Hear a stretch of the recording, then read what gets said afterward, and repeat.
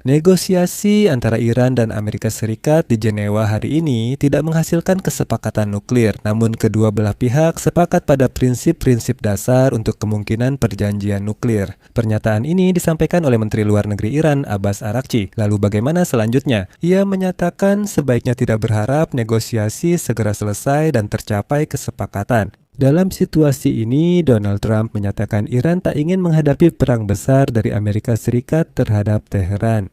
Pada saat yang sama, kedua pihak mulai menunjukkan kekuatan militer dan bersiap perang. Ini menunjukkan Washington dan Teheran kurang percaya pada diplomasi. Amerika Serikat mengirim kapal induk kedua ke pantai Iran dan memindahkan banyak pesawat pengisi bahan bakar, serta jet tempur. Amerika Serikat juga terus memasok sistem pertahanan udara dan rudal ke wilayah itu. Dalam beberapa minggu terakhir, puluhan pesawat angkut militer Amerika telah mengirimkan peralatan dari Amerika Serikat ke Yordania, Bahrain, dan Arab Saudi. Iran hari ini menutup sebagian Selat Hormuz karena latihan Angkatan Laut Korps Pengawal Revolusi Islam di tengah peningkatan kekuatan militer Amerika Serikat di wilayah itu. Dan penting untuk dipahami bahwa Selat Hormuz yang hari ini diblokir oleh KPRI terletak di antara Teluk Persia dan Teluk Oman. Ini satu-satunya jalur transportasi minyak mentah dari Teluk Persia yang kaya minyak ke dunia. Bagian utara selat ini dikendalikan oleh Iran, sehingga kita bisa mengatakan bahwa kedua belah pihak telah beralih dari diplomasi klasik ke tekanan yang terbuka. Amerika Serikat mengerahkan banyak pasukan sementara Iran menunjukkan mampu memblokir transportasi minyak di jalur penting ini. Nama saya Alexei Peci, mari kita bahas topik ini bersama-sama. Tapi sebelum kita mulai, saya minta Anda untuk subscribe ke channel ini. Beri like, tulis komentar apa saja di episode ini. Dan jangan lupa untuk follow channel Telegram saya, Peci News. Linknya ada di deskripsi video ini. Di sana kami mempublikasikan berita terbaru begitu kami menerimanya. Jadi, Menteri Luar Negeri Iran, Abbas Araghchi, hari ini menyatakan bahwa Amerika Serikat dan Iran telah sepakat mengenai prinsip-prinsip dasar untuk kemungkinan kesepakatan nuklir. Setelah 3 jam perundingan di Jenewa dengan utusan Presiden Trump, Jared Kushner, dan Stephen Witkoff, Araghchi memberikan laporan optimis tentang kemajuan pembicaraan. Amerika memilih tidak banyak berkomentar soal perundingan ini. Araghchi menyebut perundingan itu serius, konstruktif, positif, dan mengklaim ada kemajuan signifikan dibanding pertemuan sebelumnya. Kini para pihak punya rencana aksi lebih jelas. Berbagai ide telah diajukan dan didiskusikan serius. Pada akhirnya, kami berhasil mencapai pemahaman bersama mengenai sejumlah prinsip panduan yang akan menjadi dasar bagi kami untuk melangkah lebih jauh dan mulai bekerja pada teks perjanjian potensial. Ini tidak berarti kesepakatan akan cepat tercapai, tapi setidaknya proses sudah dimulai. Saya ingin sedikit mendahului dan mengatakan jalan ini sudah dimulai. Iran sudah melakukannya beberapa kali. Selama 4 tahun, masa kepresidenan Joe Biden Amerika berupaya menghidupkan kembali perjanjian nuklir dengan Iran, namun Iran terus mempermainkan Washington. Menurut saya, sejarah terulang lagi, tapi kali ini orang Amerika sudah membuktikan bisa menyerang keras jika perlu.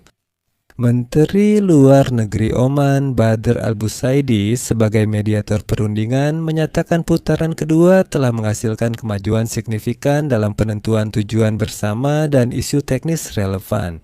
Akhirnya, kedua pihak sepakat menyusun rancangan perjanjian, bertukar teks, dan menentukan tanggal putaran ketiga perundingan. Pada saat yang sama, Donald Trump menyatakan bahwa orang-orang Iran menginginkan kesepakatan, bukan perang. Orang Iran adalah negosiator yang tangguh. Saya harap mereka lebih bijak dan ingin membuat kesepakatan. Saya rasa mereka tidak ingin menanggung konsekuensi menolak kesepakatan, kata Trump. Namun, tampaknya kedua pihak kurang percaya pada diplomasi.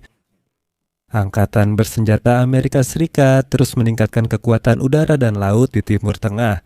Pasukan Angkatan Udara Amerika Serikat, termasuk pesawat pengisian bahan bakar dan jet tempur, dipindahkan lebih dekat ke Timur Tengah. Amerika Serikat juga terus memasok sistem pertahanan udara dan rudal ke wilayah tersebut. Beberapa unit militer Amerika yang ditempatkan di wilayah Timur Tengah akan segera menjalani rotasi dalam minggu depan. Kontrak mereka diperpanjang dan diminta tetap di tempat sementara.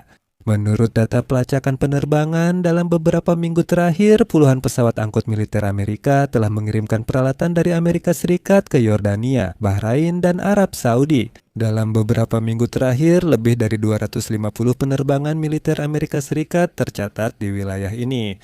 Dan peningkatan kesiapan tempur seperti ini memberikan peluang luas bagi militer Amerika untuk melakukan serangan jika Donald Trump memberikan perintah untuk menyerang. Misalnya, kapal perusak dengan rudal kendali yang berlayar bersama kapal induk dapat membawa puluhan rudal jelajah Tomahawk. Kelompok serang kapal induk Angkatan Laut Amerika Serikat biasanya beroperasi bersama kapal selam serang yang juga dapat meluncurkan rudal Tomahawk, sementara jet tempur F-35 dan F-15E dapat membawa banyak bomber pemandu dan rudal udara ke darat. Persenjataannya sangat serius, target serangan termasuk markas Korps Garda Revolusi Islam dan fasilitas militer lain. Selain fasilitas nuklir Iran, kemungkinan operasi gabungan antara Amerika Serikat dan Israel juga sedang dibahas. Dan di sini Donald Trump sudah menyatakan bahwa dia akan mendukung operasi serangan udara Israel terhadap program rudal Iran.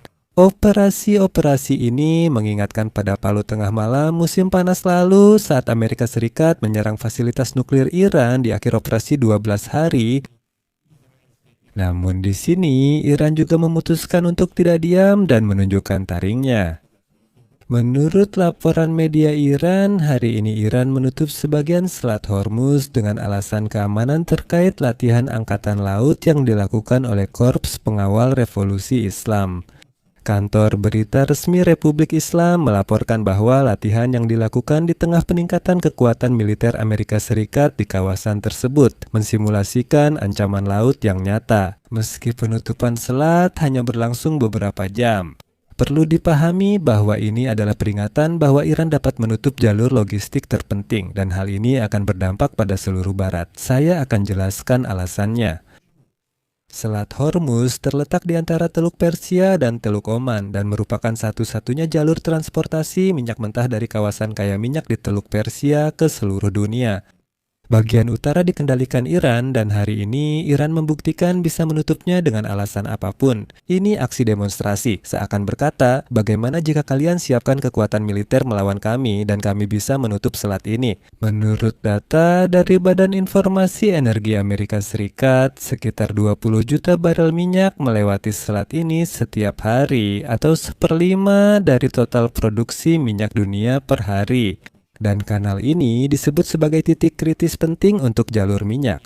Pihak berwenang Iran sebelumnya pernah mengancam menutup selat ini akibat ketegangan dengan Barat yang bisa mengganggu pelayaran dunia. Dan hari ini pada dasarnya terjadi semacam latihan penutupan seperti itu. Jadi tingkat ketegangan justru semakin meningkat bukan menurun di tengah-tengah negosiasi. Di sini saya akan mengakhiri dengan tanda elipsis. Tulis pendapat dan kesimpulan di kolom komentar. Jangan lupa subscribe, tekan lonceng, dan like. Jika episode ini bermanfaat, Anda dapat mendukung kerja saluran YouTube kami secara finansial dengan donasi apapun dari Anda atau berlangganan sponsor berbayar. Misalnya menjadi sponsor di YouTube, Patreon, Buy Me Coffee, PayPal, atau dompet kripto. Semua detail ada di deskripsi video. Terima kasih atas dukungan Anda. Jaga diri. Sampai jumpa.